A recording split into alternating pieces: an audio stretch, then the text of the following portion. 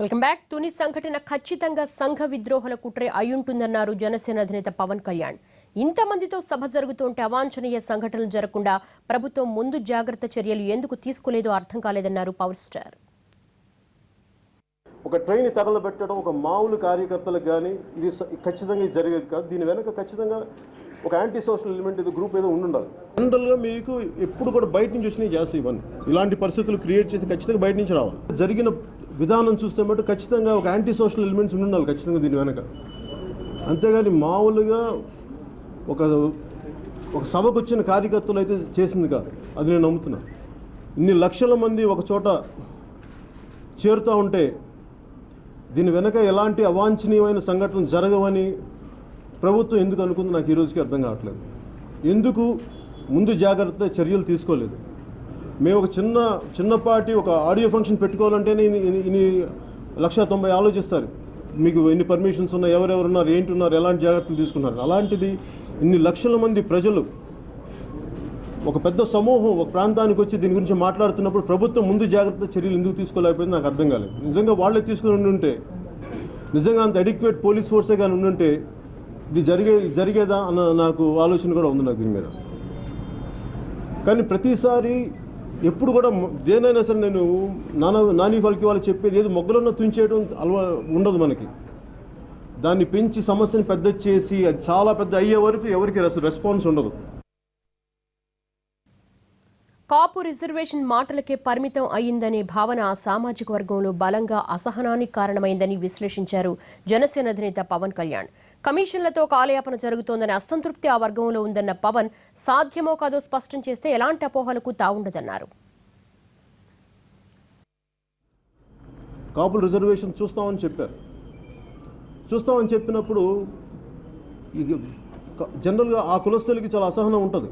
దానికి కారణం ఇది ఒక్క తెలుగుదేశం పార్టీకి సంబంధించింది కాదు. గత దశాబ్దాలుగా దీన్ని చూడాలి, దీని సమస్యను అర్థం చేసుకోవాల్సింది. గత దశాబ్దాలుగా వెనుకబడిన కులాల నుంచి ఒక కొన్ని ప్రాంతాల్లోని కాపుల్ని ఫార్వర్డ్ క్యాస్ట్గా చేశారు. తిరిగి మాకు ఒకప్పుడు ఉన్న స్టేటసే కావాలని వాళ్ళు అడుగుతున్నారు.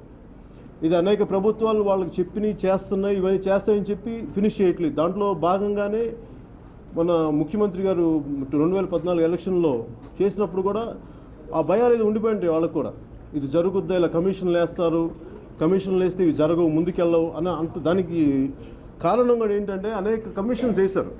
కమిషన్స్ వల్ల ప్రయోజనాలు లేవని చెప్పేసి వాళ్ళు ఒక ఎక్స్ట్రీమ్గా ఈ సబ్ పెట్టుకున్నారు, ఇంత పెద్ద సమీకరించుకున్నారు. కానీ ప్రభుత్వం దీన్ని సరైన దృష్టితోటి సరైన ప్రతినిధులతో కానీ చర్చలు జరిపి నిజంగా వాళ్ళకి నమ్మకం కలిగించుంటే ఇలాంటి పరిస్థితి వచ్చిండేదానికి అన్న సందేహం నాకు కలుగుతూ ఉంది. ఈ సమస్యకి ఒక సామరస్యపూర్వకమైన ఒక పరిష్కారం వెతకాలి. దీనికి అన్ని పార్టీలు కలిసి రావాలి. It's more than a blame game.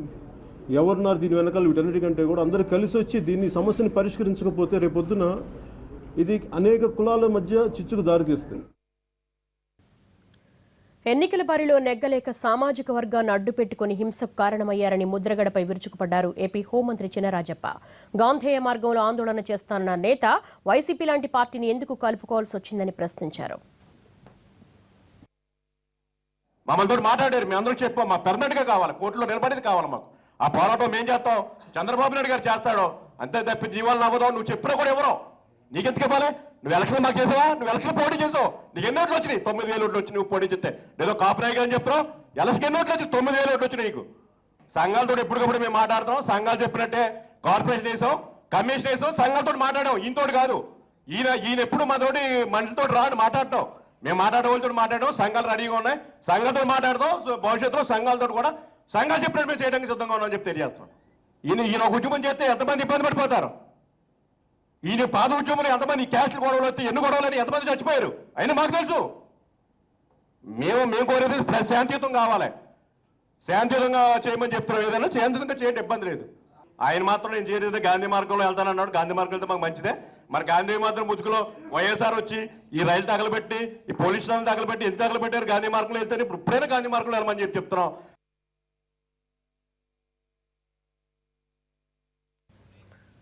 మరి షార్ట్ బ్రేక్.